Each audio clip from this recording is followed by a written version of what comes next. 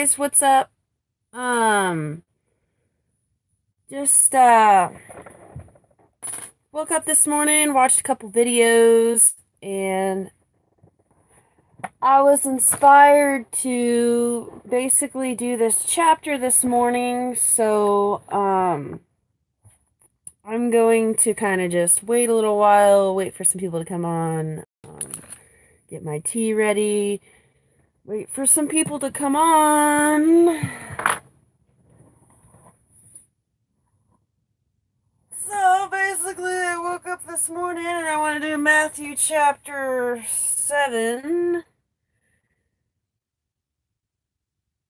Ah, and I'm just kind of waking up, enjoying my day. I watched a couple of videos and then I prayed a little bit.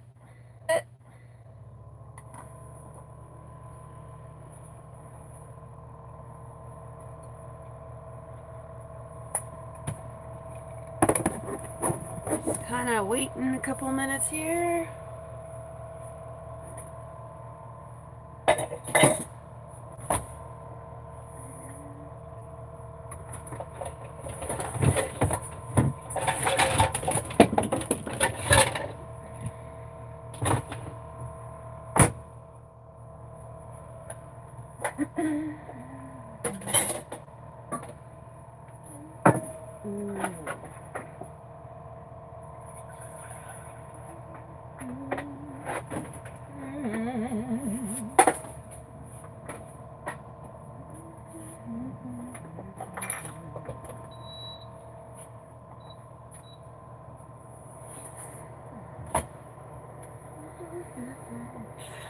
Using the NuVo-Wave. Really good thing to have at an RV park so you can save on propane. NuVo-Wave.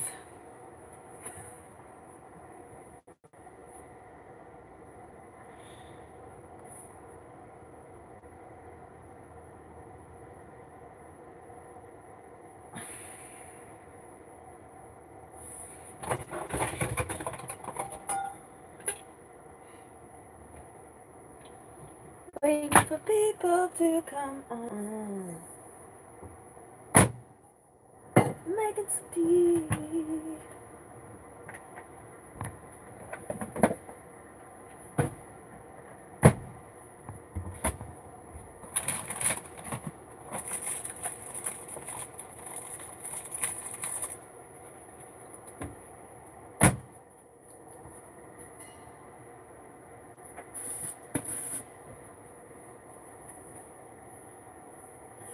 Check this out.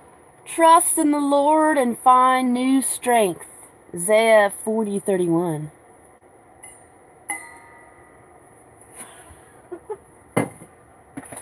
My mom got me that for my birthday or Christmas, something like that.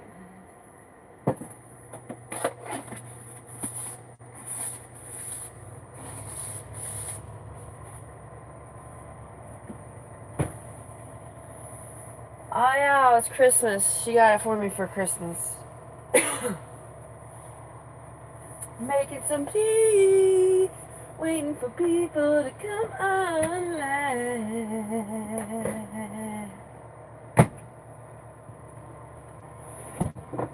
I don't know.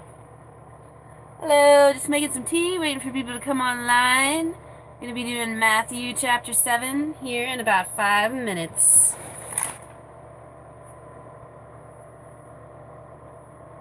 Or less. Whenever my tea gets done. And like I was saying earlier, if you guys are like camping out or anything, you're at the RV park and you want to save on some propane, I suggest you buy you a NuWave.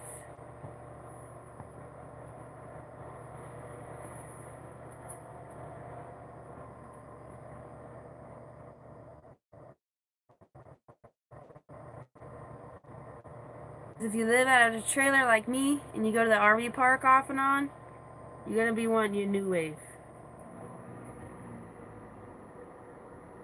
I save so much propane at RV parks because I don't have to I can use my little New Wave, my electric heater, my little electric floor heater. Then that way I don't have to worry about using my propane at the RV park.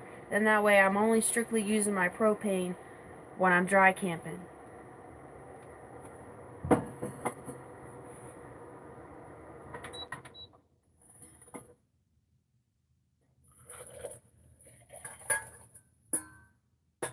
Right.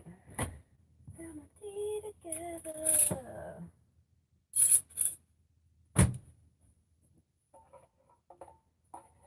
Alright, well, everybody must be busy then. That's alright. You guys just watch it later.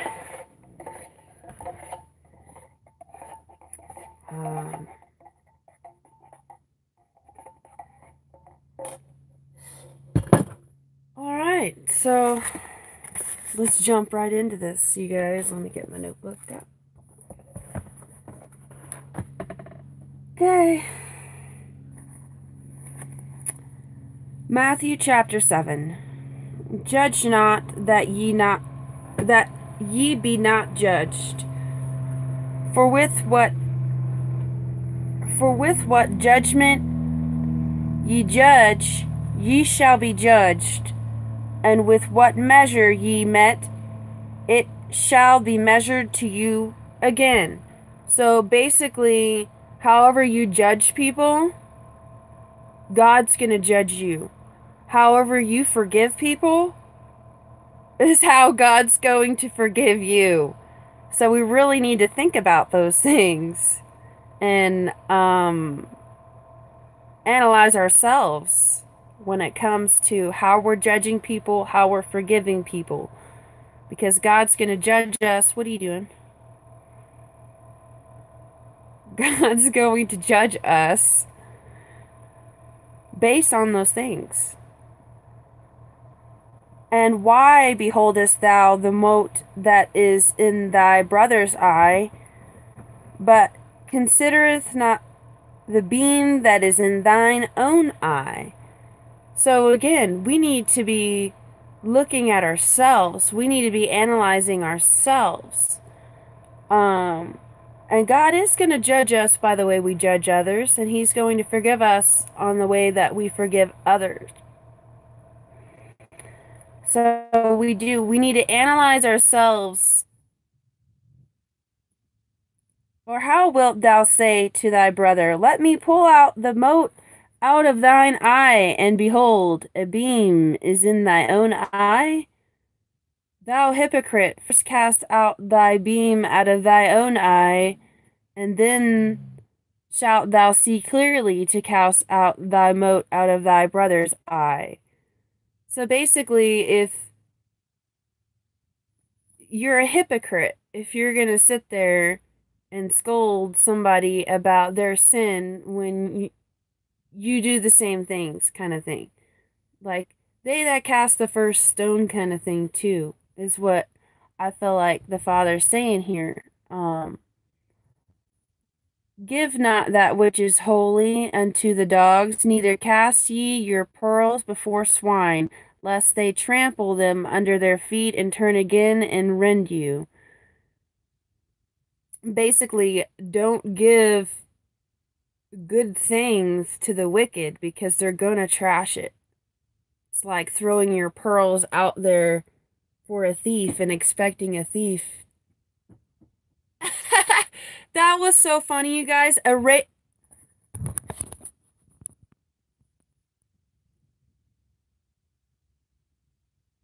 You guys, a raven just came down, swooped by my trailer, dropped a bunch of wood in front of my trailer window, and then he come back down and picked a piece up and flew away. That was funny.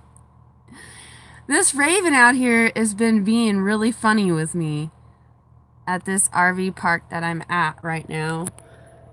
That's so funny because he was sitting up in the tree yesterday when I was doing laundry, and he was doing his little, what ravens do, their little caw thing.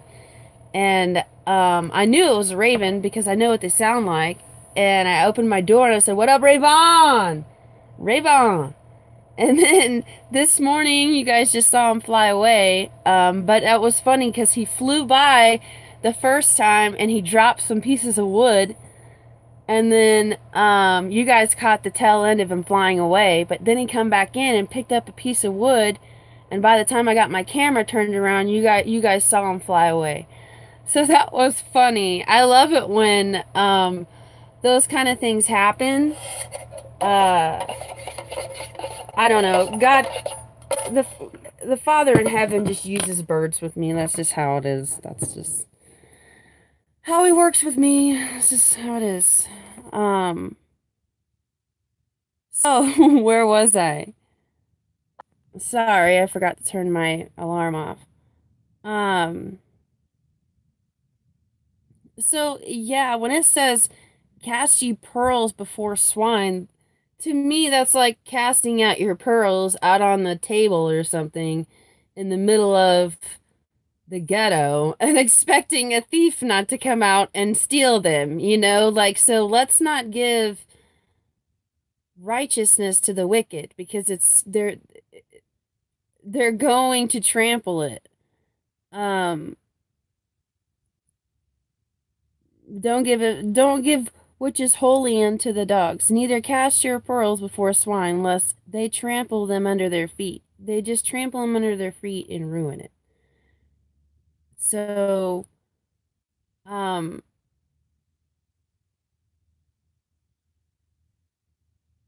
yeah. Ask and it shall be given you, seek and ye shall find it, knock and it shall be opened unto you. For everyone that seeketh, asketh, excuse me, for everyone that asketh, receiveth, and he that seeketh, findeth, and to him that knocketh, it shall be opened. For what man is there of you whom is his son ask bread, and he give him a stone? Or if he ask a fish, will he give him a serpent? If ye then, being evil, know how to give good gifts unto your children, how much more shall your Father which is in heaven give good things to them that ask him? So we are to ask our Father in heaven for everything. Because if an evil father is going to give good gifts, then the good father is going to give even better gifts, is basically what he's saying here. Hi Daria, good morning. I'm just going over Matthew chapter 7. I'm in verse 12 right now. Therefore, all things whatsoever ye would that men should do to you, do ye even so to them, for this is the law and the prophets. I'm going to go over that one again. Therefore, all things whatsoever ye would that men should do to you, do you even so to them, for this is the law and the prophets. Enter ye in at the strait gate, for wide is the gate, and broad is the way that leadeth to destruction, and many there be which go in thereat. Because strait is the gate, and narrow is the way which leadeth unto life, and few be there that find it. So the gate is narrow, guys. And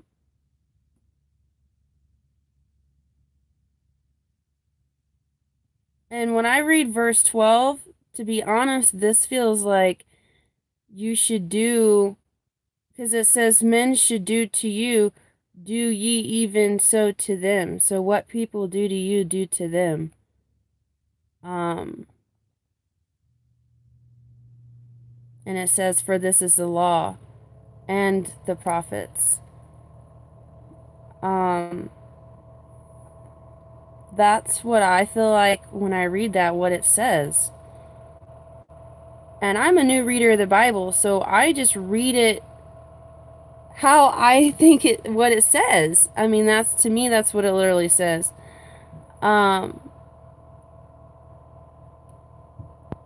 Few be there that find the straight way. It says, "Beware of false prophets, which come to you in sheep's clothing, but inwardly they are ravening wolves. Ye shall know them by their fruits. Do men gather grapes of thorns, or figs of thistles?" So you're not going to go. So here I feel like God's using the example of fruit again as describing us as whether we're false or we're true, and we want to stay true. And staying 100% true is very, very hard to do. It's not easy. It's not easy being a true follower, because straight and narrow is the path. It's not easy saying no to temptation. It's not easy trying to be that good person all the time, you know? So, it is narrow, and we are going to know by our fruits. And it's going to show. And God's using fruits as an example, as a way to show you how God judges us as an example, as like a piece of fruit. You're not going to go, "You shall know them by their fruits. Do men gather grapes of thorns or thistles?" So you're not going to go and gather grapes from a thorn bush. Thorn bushes tear you up. Just like it says, they'll trample them under your feet. You can't give them anything good. They're going to trample any kind of wicked people will trample anything that's holy, good, fruitful underneath their feet. They're like thorns and thistles. It'd be like going for something holy, going for some good fruit, like grapes or figs, and going to a thistle bush and putting your hand in there, and you're going to get all tore up, right? I mean, it's not good.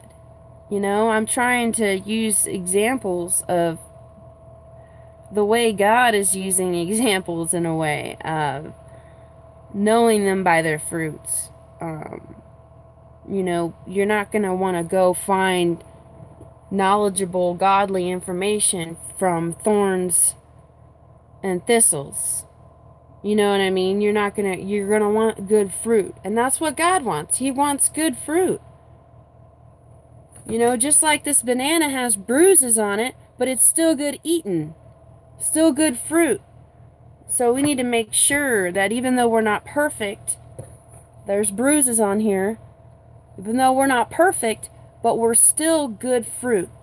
We're still wicked as evil does, and they will come in packs and devour you. And yeah, I mean, if you go to the wolf for information about God, he's gonna lie to you. You know what I mean? So here's another example in verse 17 that I feel like Jesus, Yahusha, is telling us. "Even so, every good tree bringeth forth good fruit, but a corrupt tree bringeth forth fruit. He cannot bring forth evil fruit, neither can a corrupt tree bring forth good fruit." So there is no middle ground there. There's either a good tree that produces good fruit, or there's an evil, corrupt tree that produces evil fruit. There is no gray area there. "Every tree that bringeth not forth good fruit is hewn down and cast into the fire." We need to make producing good fruit, so when people come to us, they have good fruit to consume, that when God comes to judge us, as well as when God comes to judge us, we have good fruit to bear.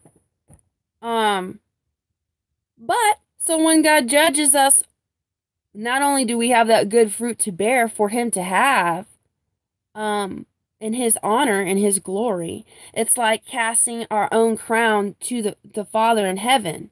He gave us all these treasures that are waiting up in heaven, that we've earned from what we've done on this life on earth. And it says, I think it's in Revelation but it says in the Bible somewhere that when we go to heaven, all of our treasures, all of our anything that we earned, we're going to cast it right back down to his feet. Because he's the one who provides. He's the one that, if we merely believe in him, trust in him, obey him, have a relationship with him, have that good fruit, then we can be with him. But all of our fruits are going to go right back to him. Because he deserves that. He's an almighty God. He deserves way more than anything that any of us. I don't care how holy somebody thinks they are or how anybody is. He deserves more than anything that any of us could ever say, do. That's how I feel about it. And if you're not bringing forth good fruit, he's not even going to mess with you. He's going to uproot you like a farmer would. Just like a farmer would. If you go out and, I'm from Missouri, where there's cow fields and farming field, cornfields and bean fields and cow pastures and hay fields. That's where I'm from, And if there's a tree out in the backyard and it's all rotted out with bugs and wicked and rotted and corrupted, guess what he's going to do? He's going to uproot it with his tractor with a chain, pull it out of the ground, and throw it in the fire. Or he might just throw some gasoline on it and burn it right there where it stands. And that's kind of how God is. He don't mess around. He throw you right in the fire. You ain't be producing fruit. That's why it's important for us to not only have a relationship with him, but to want to serve him better. If you're not wanting to serve him better, then I ask you to reevaluate yourself. Hi, Jeffrey, and hi, Daria. You know what I mean? Like, you might want to reevaluate yourself if you're not wanting to be closer to God every day. If you're not wanting to do better every day. Because none of us are perfect, all right? I'm not here to point about your faults or your weaknesses or whatever. I'm not here to point and bash at nobody. Because I know that I'm not perfect, and God's going to judge me on the way I judge other people, So I got to keep that in mind, too, when I'm preaching the word, talking about these things, Even though I'm newly studied, I'm here for the newly studied. I'm here so I can learn, too. And I'm just saying what I've learned so far in my studies. I've read the Bible almost once, all the way through. And I feel like God's led me to read the Word with people. And to learn with people. And fellowship. And, there's not very many people on YouTube that actually just read the Word. So I want to be one of them people that read the Word. And discuss it with people, I want to go chapter by chapter, verse by verse, even if I'm just doing one chapter like I am right now. I want to go verse by verse. I don't want to just pick and choose. It's cool every other day, if you want to, once in a while, to kind of flip around in the Bible and do a couple different verses for whatever reason. But I like to really just do chapter by chapter and verse by verse. Because I've learned a lot, doing it that way. So every tree that bringeth not forth good fruit is hewn down and cast into the fire, just like I was saying. Wherefore by their fruits ye shall know them. So you're going to know by the way how people act and by what people do, whether they're good or bad.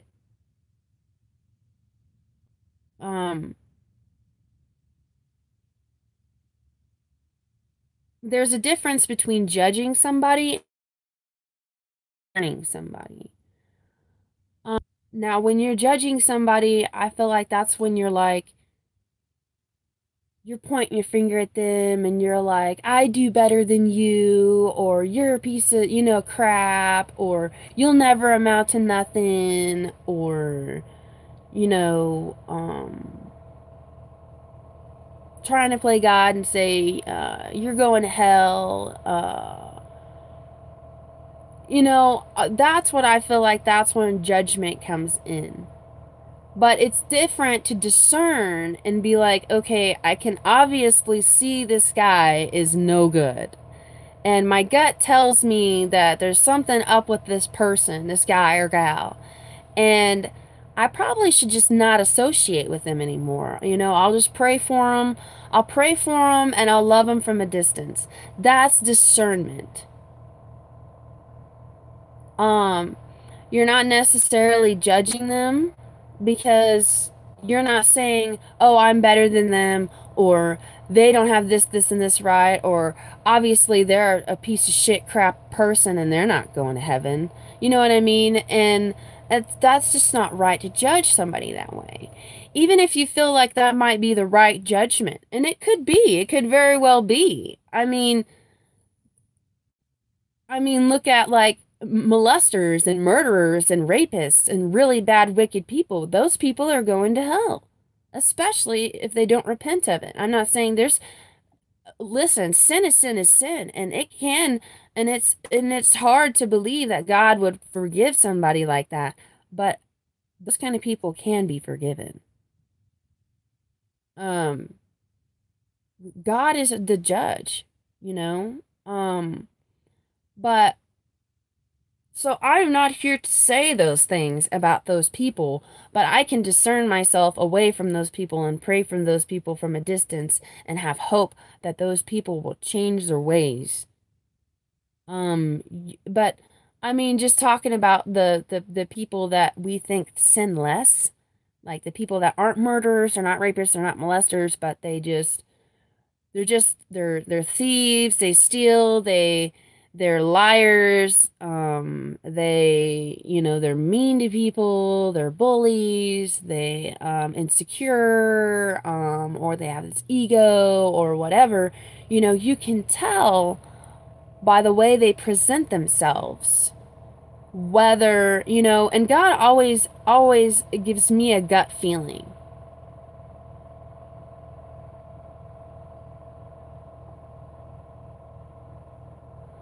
Yeah, that's the difference between judging and discerning. We don't have to deal with them. We don't have to go over there and hug on them and, oh man, oh buddy, buddy, buddy, buddy. No, we don't have to do that. But we can love them from afar and pray for them and hope, that they change. Because if they don't, they're going to be uprooted. Because if they're not producing any good fruits,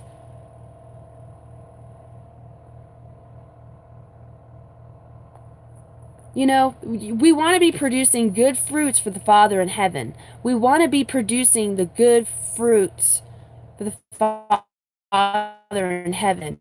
In the Garden of Eden with the serpent and all that. We need to think of ourselves as, it says, like a temple, keeping your temple clean. Well, if we think of it as a tree and producing the good fruit, we need to examine ourselves. Are we producing good fruit for the Father in heaven? That He can pluck from our tree? That He can take from us? The good that He can take from us? Are we producing bad fruit that He's just going to uproot and throw in the fire? And we need to examine ourselves. Because we want to be able to show other people what good fruit looks like. And again, nobody's perfect, but you can tell by the way people act and what people do. And that's what it means. Wherefore, by their fruits ye shall know the relationship with the Father. He's going to give you a gut instinct about people. And I've just noticed that's what He's done with me. He just gives me gut feelings about people that I'm like, huh. And it doesn't happen very often, but there are few people in my life that God has just told me, steer clear of that person. Do not be around that person. Not everyone that saith unto me, Lord, Lord, shall enter into the kingdom of heaven, but he that doeth the will of my Father which is in heaven will say to me in that day. Let's read that again. Not everyone that saith unto me, Lord, Lord, shall enter into the kingdom of heaven, but he that doeth the will of my Father which is in heaven.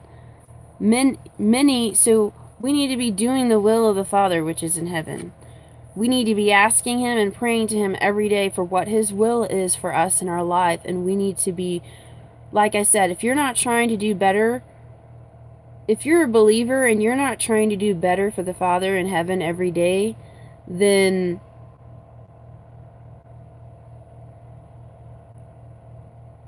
I ask you to reevaluate yourself. Many will say to me in that day, Lord, Lord, have we not prophesied in thy name, and in thy name have cast out devils, and in thy name done many wonderful works? I feel like a lot of this is the Catholic people. But this is going to also be a lot of people that, only go to church on Sunday and only worship on Sunday, and they don't really... You know what I mean? Like I used to be that person too, that I really didn't read my Bible. I really wasn't, I knew that God was there, and I knew that he wanted a real relationship with me. And he was working on me, baby step at a time. And now I've gotten to where just every day, I'm reading the Bible. I'm praying every day. I want him in my life more, and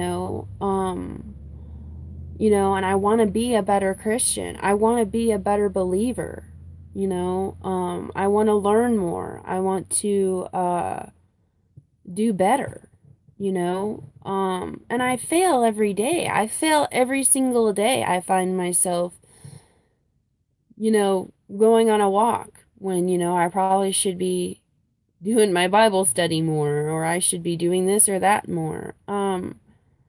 But I found myself where I don't want to be that lukewarm Christian that only goes to church on Sundays or only goes to church once a year, whether that be Christmas or Easter or whatever. And, I only pray for God when I need him.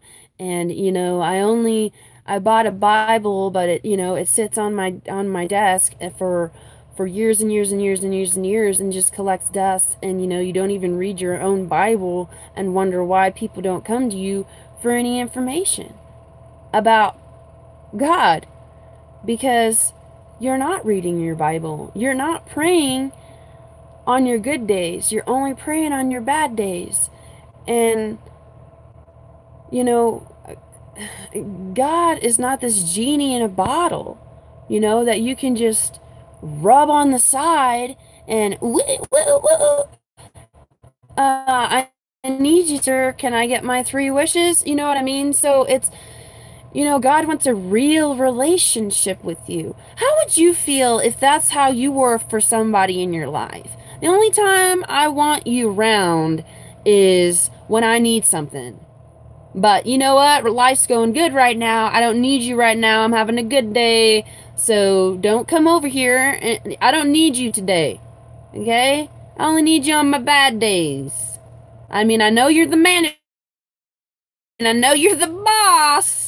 Out of my face. I don't need you today. I got it taken care of. I can do this. No, you can't. You need him every day, even on your good days.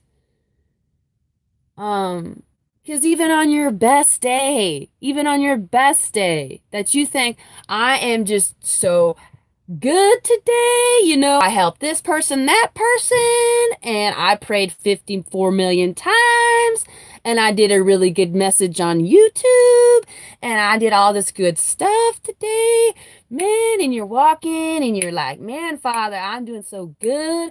I tell you right now, even on your best day, it is not enough. Um, that's why I say we gotta try to do better. Um, we gotta try to do better, guys. Um,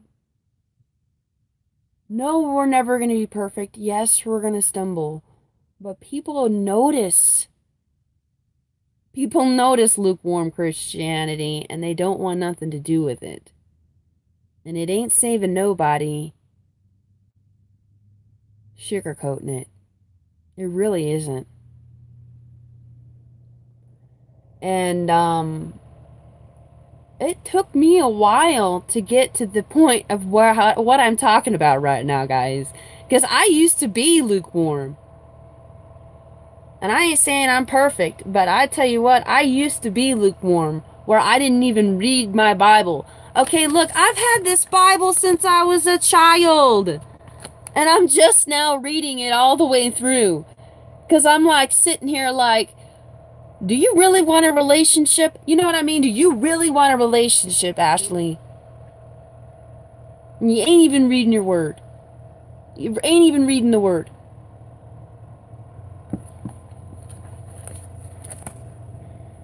And I've been reading the Bible and I've learned so much. And I've come so much closer with the Father in heaven. He sent me so much more signs. You know what I mean? And that's the other thing, is a lot of these people that only...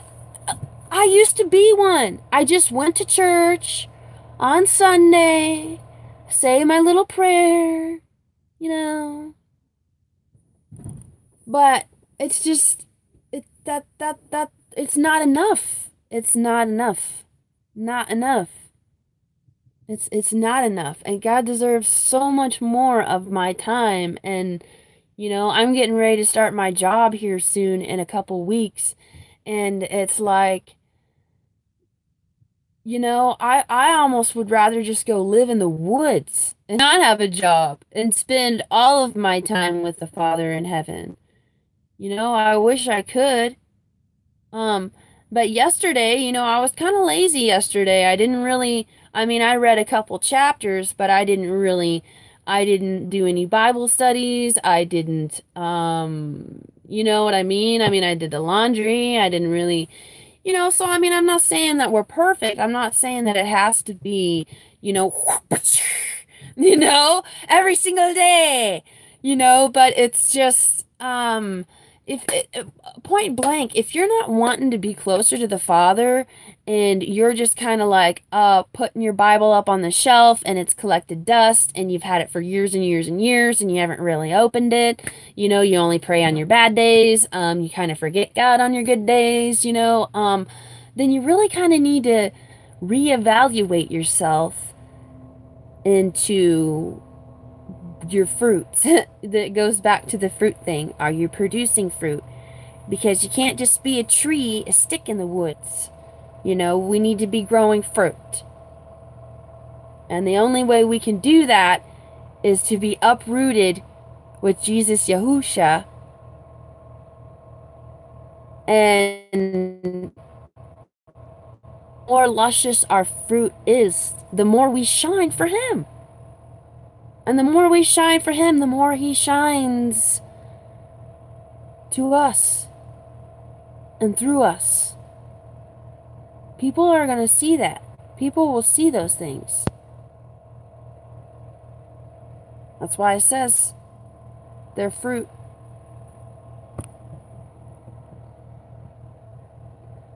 And these lukewarm people, He's going to say, don't even come up here and say that you knew me. I don't know who you are. You say, yeah, but I don't know who you are.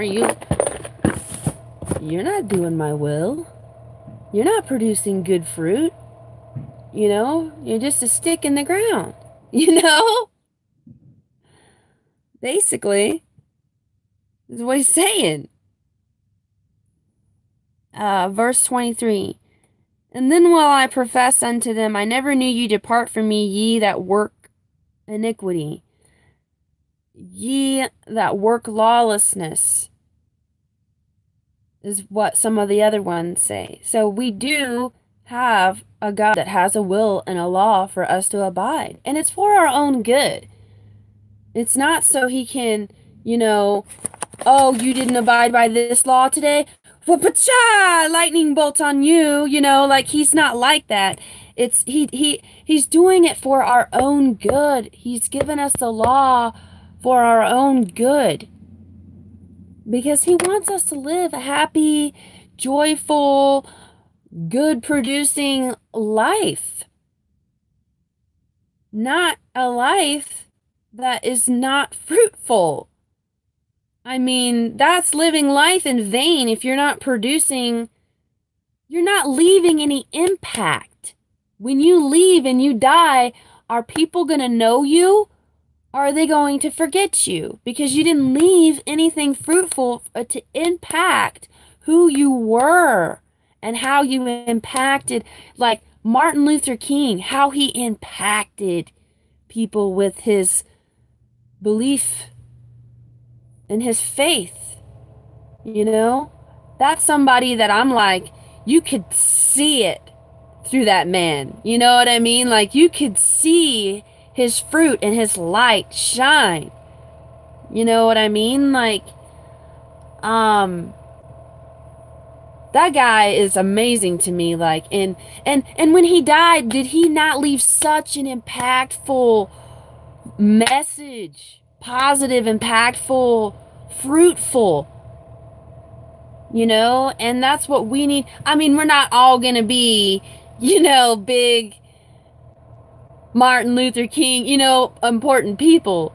But I mean, let's at least let, it be impactful for people in our church or people in our lives, our family, friends, planting seeds, that's a big deal of far as planting seeds too.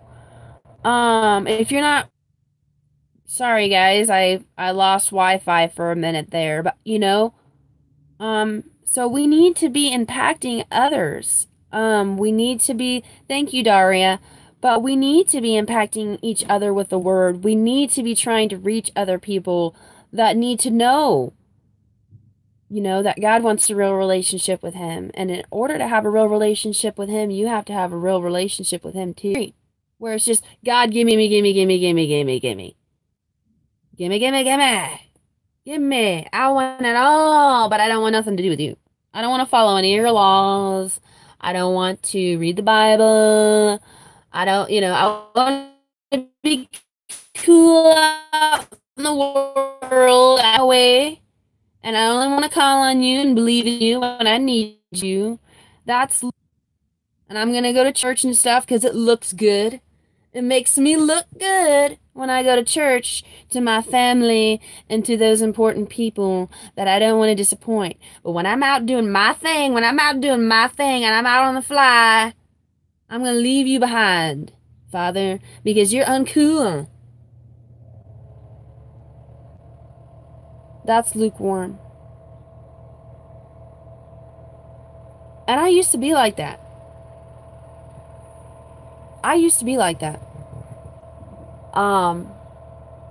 That's not how it works. You can't have your cake and eat it too. You can't have both. You can't. You can try and fool yourself and think that you can have both, but you can't. It's just not how it works.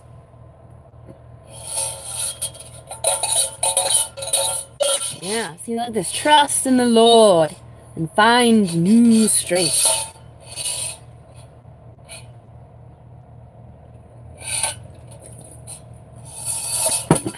May my cup overflow. Even if it doesn't overflow, at least there's something in it, huh?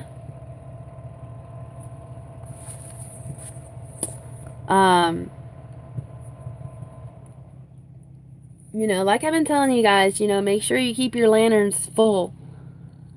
Not just a little puff here and a little poof here of your belief, you know. You want your belief going off like fireworks. You want people to walk up to you and go, dang, she loves the Father.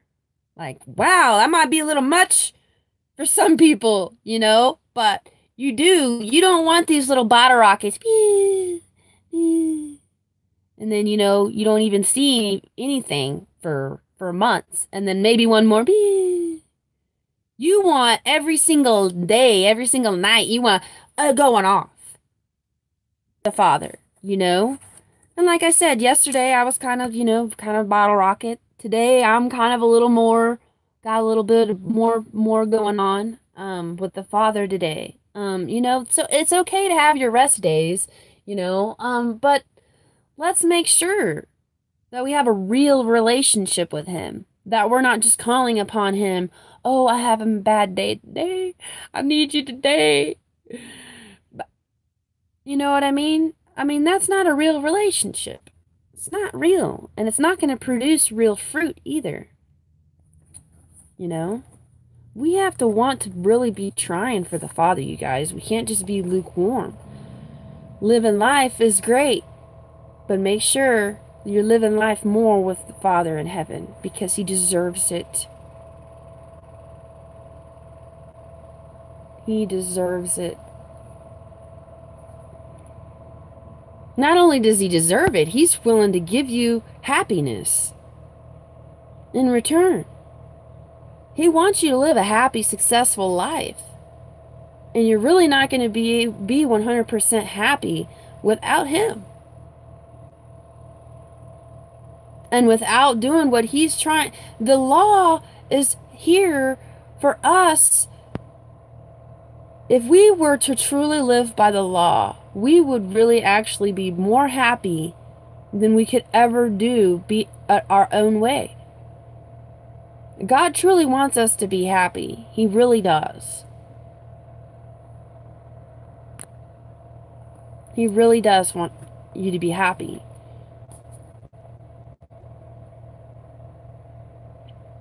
Therefore, whosoever heareth these sayings of mine and doeth them, I will liken him unto a wise man which built his house upon a rock. And the rain descended, and the floods came, and the winds blew, and beat upon that house, and it fell not, for it was founded upon a rock. And every one that heareth these sayings of mine, and doeth them not, shall be likened unto a foolish man who built his house upon the sand.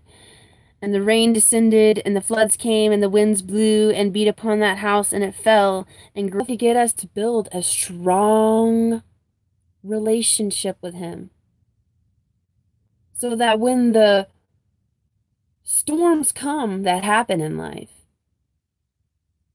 whether it be war, or evil people, or the devil, or end-time events, or poverty, or economy collapse, or any of these storms that are going to come and will come, because life has many storms and struggles, and every single one of our lives, I can tell you this, every single one of us have struggles. And without that strong faith and relationship in the Father in heaven, Jesus, Yahusha, we're not going to stand. We're not going to stand. That's why one of my songs that I wrote was about strong like a stone, true to my soul. Because he is strong. Strong, like a wise man which built his house upon a rock. Building your house upon a rock makes it a strong foundation.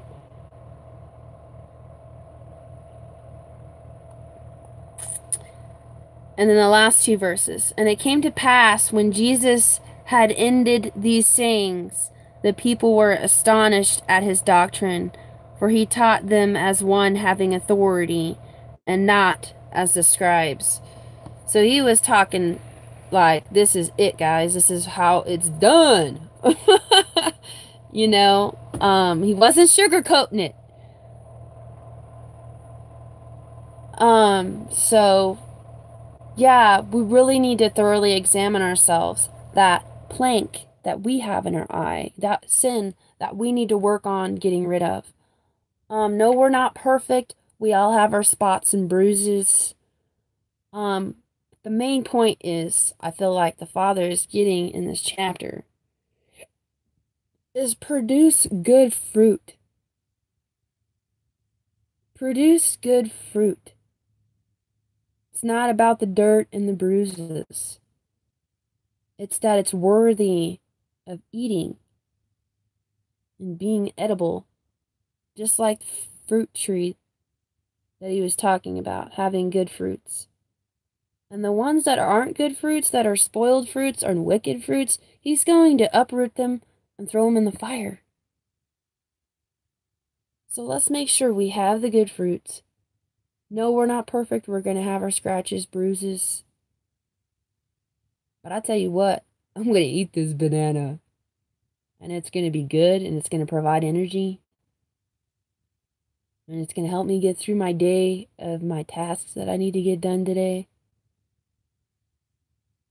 I get my butt up off this couch and start doing the dishes and cleaning like I'm supposed to be. But anyway. So I want to say thanks to everybody for coming in. Hi, Gigi. Hi, Daria. Hi, Jeffrey. Thanks for coming in. Thanks for the likes. I do want to say thank you for the likes, even though I'm not on here for likes or subs, even though I do love you guys. You guys know I love you guys. Yeah, I'm sorry. I know for some reason my Wi-Fi's cutting in and out right now. Okay, so I'm going to read some of these comments, and then I'm going to get out of here. It makes me think of Wizard of Oz, that mean apple tree. Yeah! Yeah, God don't want none of those. God don't want none of those. That's funny. Get away from my apples.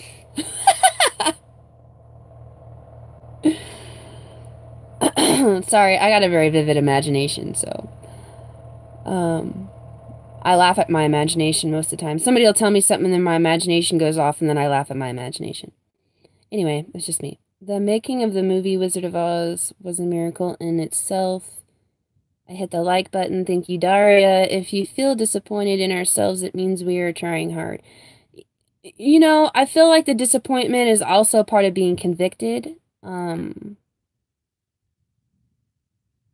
And it is, you know, Jeffrey, it is sometimes more difficult. Other days are worse than, you know, we have good days and our bad days. I mean, we're not perfect. God knows us by our hearts. You know, that's kind of where God comes in and knows us by our heart, you know. He doesn't expect us to be like Jesus. I don't think he would have sent Jesus for us if, you know, if he thought we were going to be exactly like him.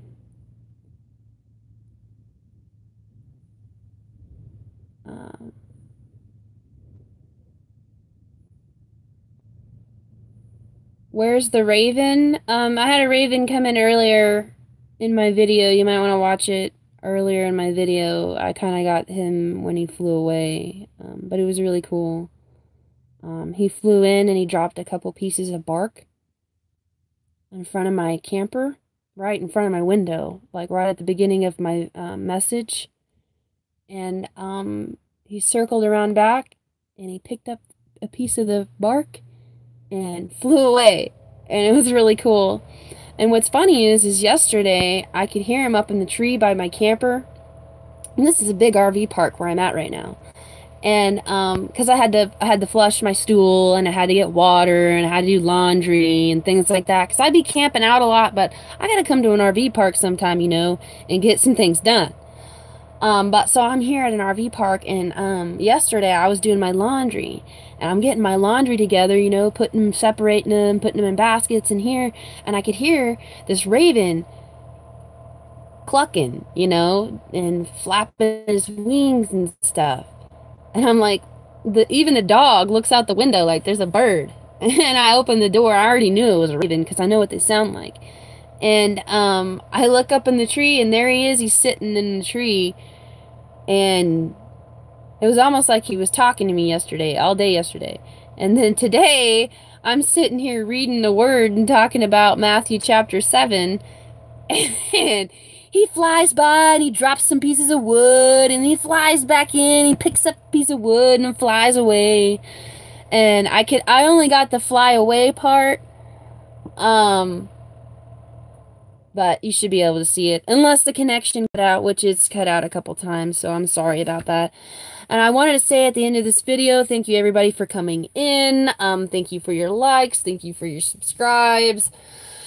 And I am not going to promise this, but I plan on tonight, sometime tonight around maybe 5 to 7-ish mountain time, that, because I'm a mountain girl, that I'm going to be playing some music and have some maybe kind of worship time. I wrote a new song, so I kind of want to share it with you guys. And I plan on doing that tonight around 5 to 7-ish. I'm really bad about setting a time and then being late. So I don't want to promise a specific time and then be late. So it'll be around that time. So if you want to be notified, you might want to hit the little bell to get notifications, about when I'm going to be on YouTube tonight to do my music. I play the bass, and I've written 9 songs now. Most of them are gospel songs that I've wrote to Jesus Yahusha.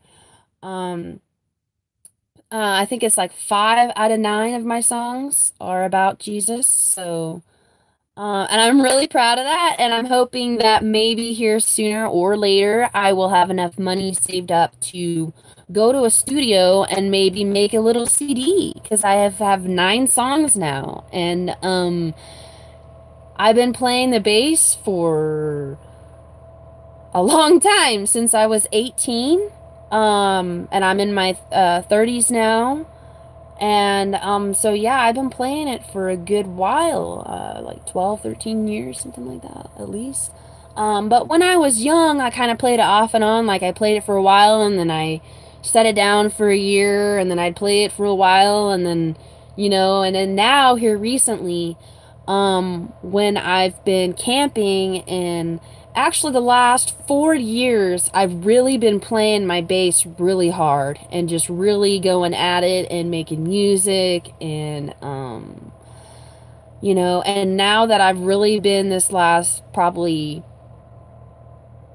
3 to 4 years, I've really just been progressing in my relationship with Christ, Jesus Yahusha, and really just been writing music to him and about him, and reading the word, and trying to get up here on YouTube and have fellowship time and Bible studies. And that's really what I've been wanting to do. And I'm really enjoying getting to do this, and I feel honored that I'm able to be able to do this. So I've been playing music, Daria, since I was a little girl. I mean, my mom, bless her heart, she worked her butt off so I could get to go do some cool stuff. I mean, what did I play when I was a kid? I played the accordion in band for a while. I learned how to I learned how to read music, which I don't know how to do anymore. But when I was a kid, I knew how to read music. I play by ear now. But I also went to singing school for a year. So maybe that's why I'm a pretty good singer. So yeah, it's just been kind of just, I mean, I've kind of always been into music. I've always liked music. Even as a little girl, I played the flute, the accordion, in band. Then I got my bass in high school, and I played the bass, and I just been on the bass. And then I made a flute. I made a Native American flute that I play at the Indian. I mean, I still play the flute. So, I don't know. I've always played music on and off, and ever since I got my bass, it's just really just been on the bass. And I picked bass because it was a simple, easy thing. Um, I also want to say one more thing. Let me go grab it real quick. I want to tell you what, guys. I was like really, really impressed with this product.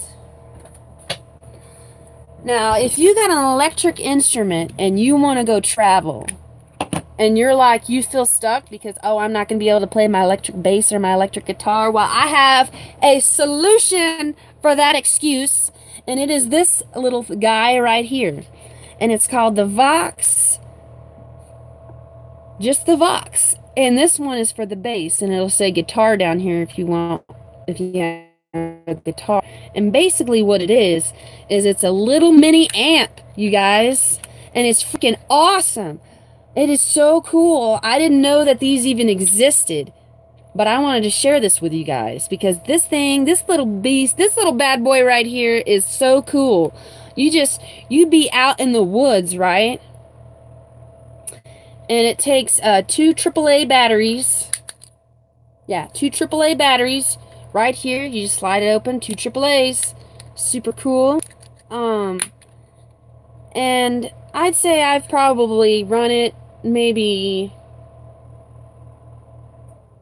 24 hours since I've got it, and it's still running good. Still running on good power. You got your volume button, and if you push this volume button down, it puts you like a little drum beat in the background. It's so cool. Like, it's cool. Like, it gives you a little rhythm, like a little tempo beat for you. Then it's got your tone and your volume. It's got your auxiliary. It's got an auxiliary right here. Here's your rhythm button. This is the one that changes all your different drum beat rhythm tones. And it's got your tone and your volume here. And then on the side, this is where you turn it on and off.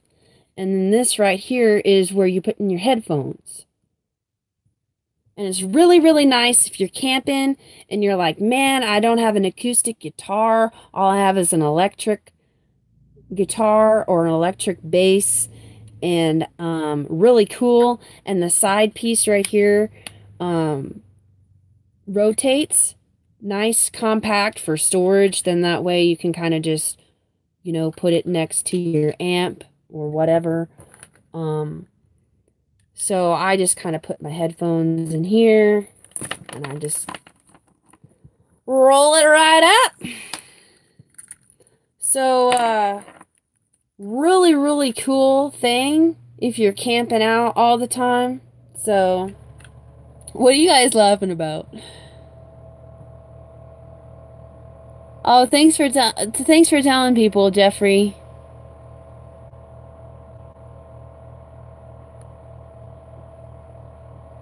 What a wonderful gift to have, and to use it today to make a CD. Wow, the Father is pleased. I hope so. The children will never believe this. Mommy used to live in the mountain and play music. Mama's a cool chick. They won't get it, though. I don't get it. I don't get it. I don't know what y'all are talking about. But yeah, this is a really cool product.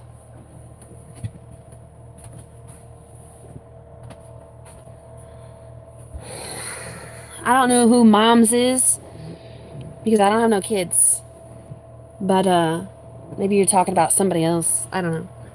But anyway, I'm going to get off here, drink the rest of my tea out of my cool mug that my mom gave me. Trust in the Lord and find new strength. Love and peace.